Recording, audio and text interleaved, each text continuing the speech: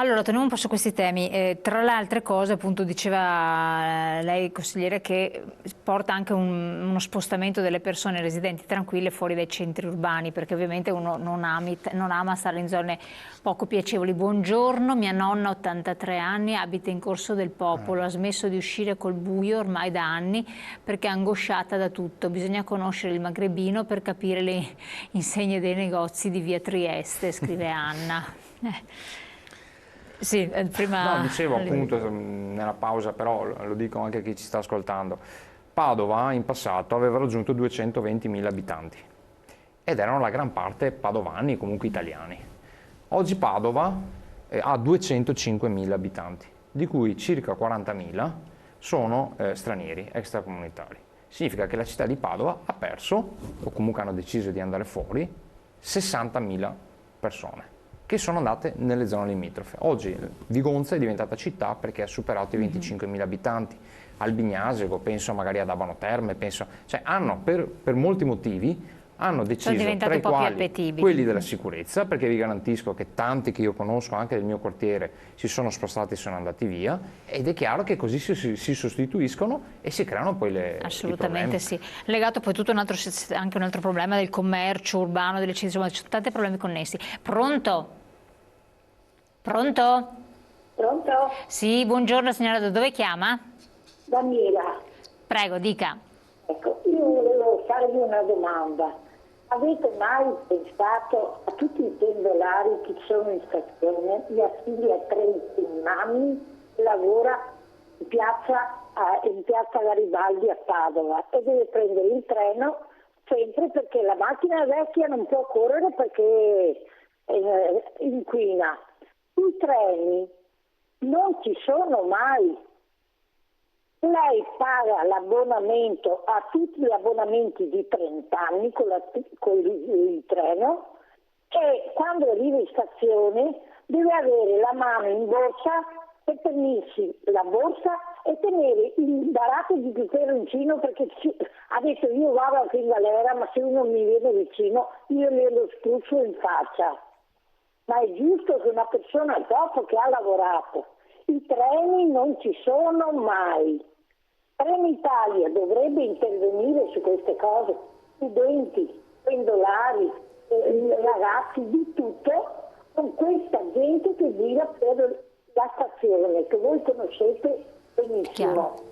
Alle 8 di sera, 7:30 fa paura. Certo, no, infatti.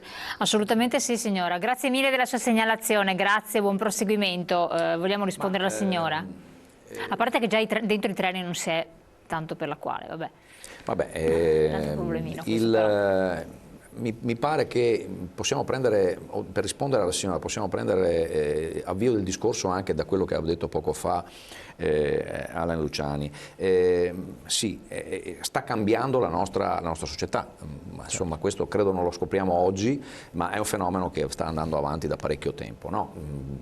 Ci piaccia o non ci piaccia, possiamo essere più o meno... Ci sono luoghi dove cambia e si corregge il tiro, qui invece proprio il tiro non viene corretto. Ecco, questo è un aspetto diciamo, che magari riguarda in specie, però vorrei come dire, fare un passo un po' all'indietro e dire 40.000 persone, di queste 40.000 persone la mia domanda mi viene da dire, pensando alla realtà descritta, ma questi hanno titolo a rimanere qui, non hanno titolo a rimanere qui? Questi sono diciamo quelli regolari.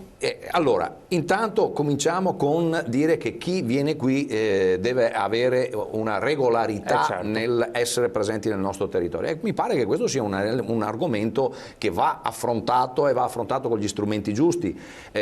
Probabilmente, forse adesso stiamo rincamminandoci verso una gestione di tipo diverso, ma resta il fatto che poi dopo è chiaro che bisogna avere anche presidi sul territorio più presenti e certezze della pena in maniera tale che questo possa essere un elemento di dissuasione e di disarticolazione. Può essere anche quello del rimpatrio, perché tu, pur regolare ma non in possesso della cittadinanza italiana, sei subiudice, te ne vai fuori e cioè disarticolo in senso proprio compiuto la presenza sul territorio di persone che sono dedite a questo tipo di attività. Ecco, io credo che questi siano gli argomenti su cui... Ultima cosa, che siamo proprio in chiusura, ma la polizia, se ci fossero, non so, 3 pattuglie fisse alla stazione di Padova, per esempio, faccio un esempio paradossale. Magari.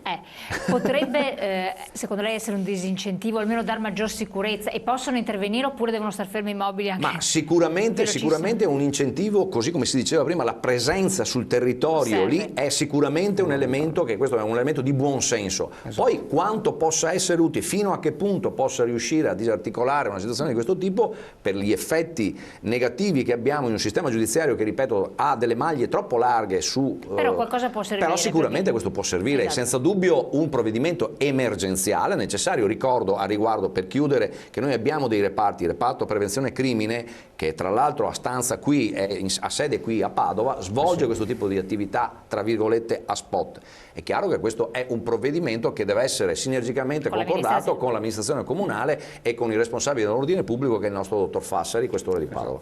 Perfetto, tempo finito, ne riparleremo ancora. Grazie consigliere, Grazie a voi. Grazie a voi dell'invito. Grazie Meridi Saltanato che con noi verrà ancora come cittadino segnalatore dei suoi film invece che può vedere. Grazie ai nostri telespettatori di aver partecipato, noi come sempre ci rivediamo domani.